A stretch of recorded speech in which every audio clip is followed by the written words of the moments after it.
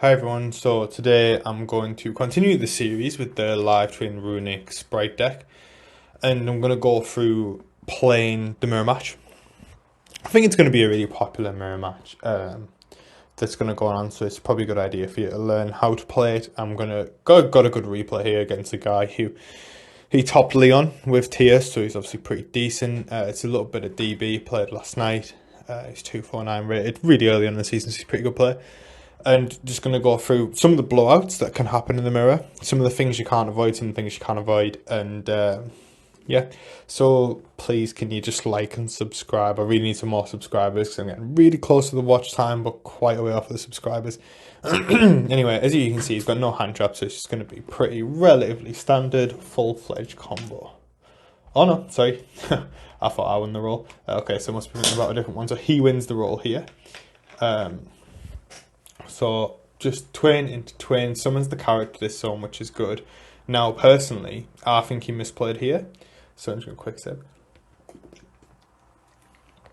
I think he should have not summoned the carrot now, because I think it's more likely that they're going to have Nib and Vela and... Well, yeah, Nib, I suppose Nib's the only card that you're playing around here, but I would personally not drop this carrot until... So what I would do is I'd go twin into twin, destruction into Hugin, and then Hugin effect a surge. Then I would make Gigantic as the fourth summon. Now he's going to make Gigantic his fifth summon, just unnecessarily playing into Nib. So yeah, here we go. Hugin effect into Fountain, into Gigantic, and see how Gigantic was the fifth summon there. So you're just playing into Nib without any reason.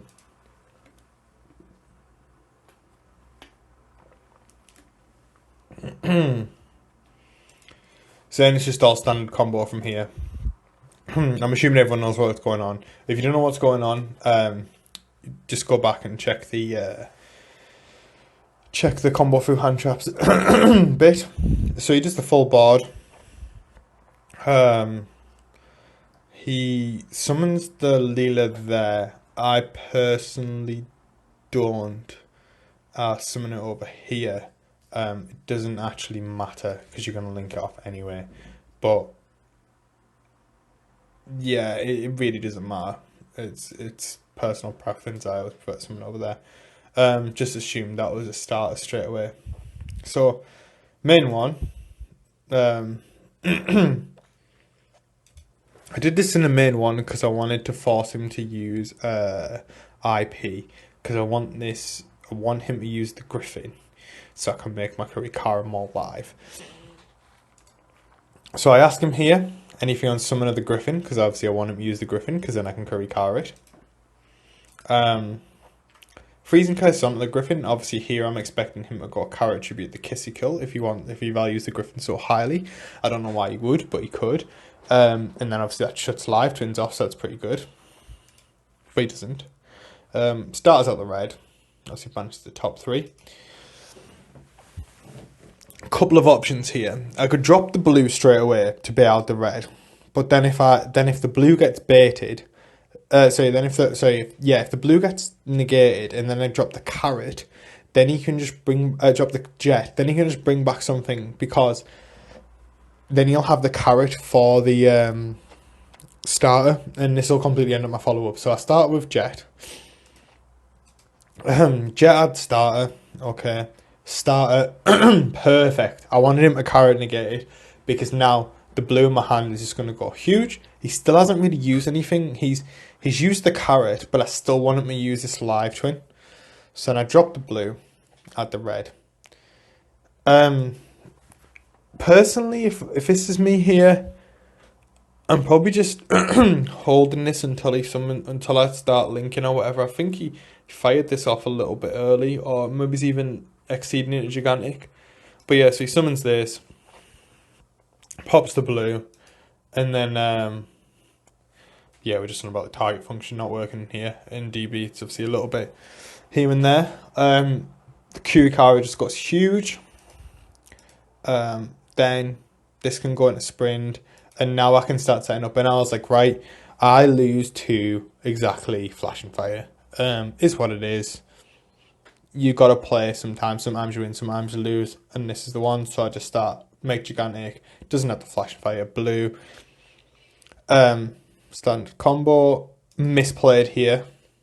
Leela, shame to admit it popped the Griffin. Should have popped the Fountain. Is what it is. But yeah, pass back. See, now this is this is me being insane at the game, to be honest with you. Destruction on the set. Then I just chain the carrot.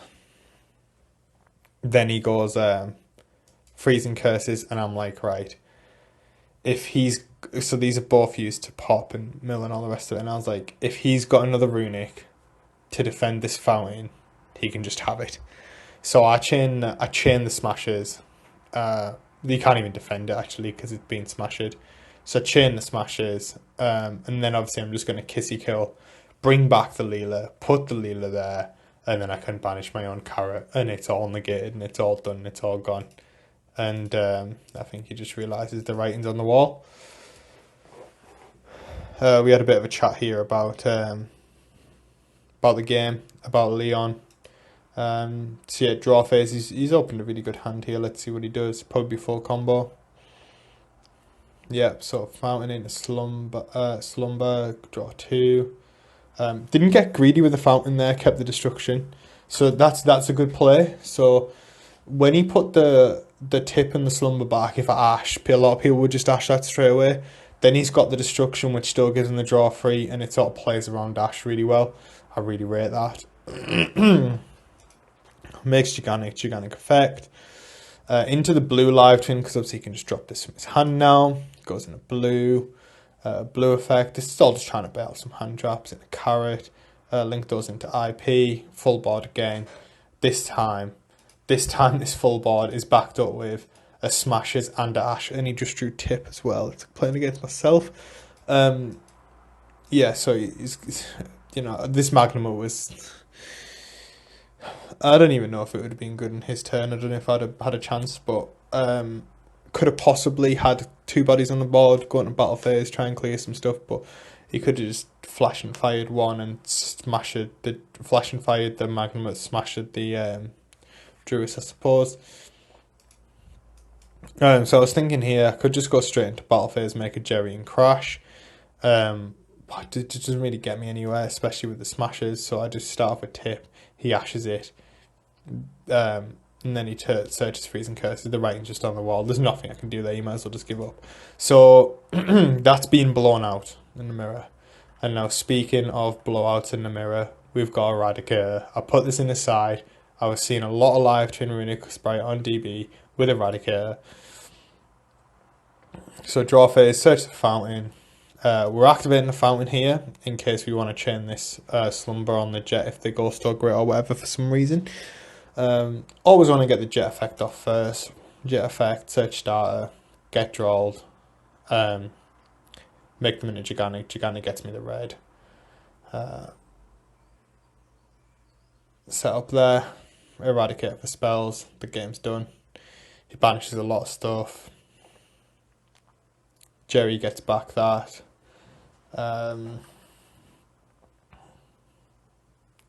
Starting, he goes end phase. I start into the blue. The blue gets me the carrot. It's over here from here. Slumber my own thing. Draw 3.